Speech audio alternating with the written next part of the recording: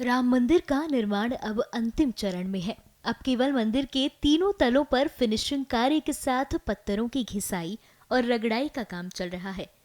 तो वहीं राम मंदिर के चारों ओर भव्य द्वार बनाए जा रहे हैं। ये द्वार राम जन्मभूमि से जुड़े जगत गुरुओं को समर्पित होंगे, जिनका चित्रण इन द्वारों पर किया जाएगा। इन द्वारों का निर्माण राजस्थान के गुलाबी पत्थरों से किया जा रहा है। तस्वीरों में देखा जा सकता है कि कारीगर अपने हाथों से इन पत्थरों को किस तरह तराश रहे हैं। हम लोग भाग्यशाली वास्तव में हैं, क्योंकि राम के काम के लिए हम लोग दिन रात लगे रहते हैं। और कभी-कभी जब हम भजन भाव पूजा पाठ से फुर्सत मिलता है, तो कभी-कभी आ करके राम का सेवा भी मिल जाता है। तो हम लोग भाग्यशाली तो हैं ही, कि जो राम की कार्य के लिए हमको माना गया, क्योंकि रामचरितमानस में लिखा भी है कि सोई पावन सोई सुभग शरीरा, जो तन पाए भजे रघुबीरा। तो ये भजन ही तो है, राम का कार्य होना और राम के लिए सोचना या भजन ही है।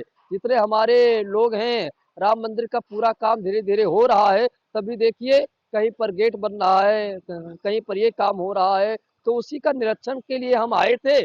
रामनगरी में दीपोत्सव 2025 की तैयारियां भी जोरों पर हैं।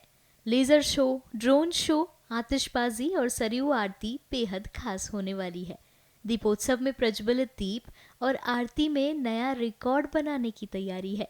इसी कड़ी में अयोध्या मंडलायुक्त राजेश कुमार की अध्यक्षता में आयोजित बैठक में कई महत्वपूर्ण निर्णय लिए गए। दीपोत्सव की तैयारियों को लेके और जो परिक्रमा होनी है उसकी तैयारियों को लेके आज बैठक की गई है। इसमें सभी विभाग जो सक्रिय रूप से इसमें प्रतिभाग करते हैं और जिनकी जिम्मेदारियां रहती हैं, उन सब ने प्रतिभाग किया।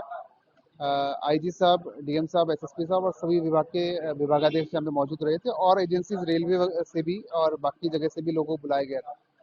तो जो पिछली बार की तैयारियां थी, इस बार हमें उससे बेहतर तैयारी कैसे हो सके और पिछली बार क्या कमियां रह गई थी, उस पर चर्चा हुई और उनको सुधारने के लिए भी कार्य योजना आज बनाई गई है। सभी नोडल ऑफिसर हर कार्य के लिए वो निर्धारित कर दिए गए हैं जिनकी जिम्मेदारी होगी, और ये भी निर्णय लिया गया कि हर हफ्ते डीएम साहब के स्तर पे बैठक होगी, हम लोग भी इसमें बैठक करेंगे और सभी जो नोडल बने हैं वो डेली का डेली अपना इसको रिव्यू करेंगे। जैसे कि विभिन्न कार्यक्रम आपके 19 तारीख और 20 तारीख को रहेंगे, उन कार्यक्रम की रूपरेखा भी तैयार कर ली गई है। पर्यटन विभाग, संस्कृति विभाग, सूचना विभाग भी बड़े पैमाने पे इसमें बड़े कार्यक्रम करता है। उनके अधिकारियों से भी बातचीत की गई। कुछ चीजें कोऑर्डिनेट करके हम लोग उसको, आज क्योंकि पहली बैठक थी, उनको बता दिया गया कि क्या क्या चीजें कैसे होनी है। तो हम पूरे दिन का रूटीन उसमें बनाने वाले हैं और उसके हिसाब से क्राउड कंट्रोल के लिए हिसाब से बिजली की व्यवस्था पूरी रहे, लोगों को आने जाने में सुगमता रहे। जो हमारे पर्यटक आ रहे हैं, चाहे वो देश से आए चाहे विदेश से आए, उनको किसी तरह की कोई समस्या ना हो, उस पर भी चर्चा हुई, उस पर कार्य योजना ली गई।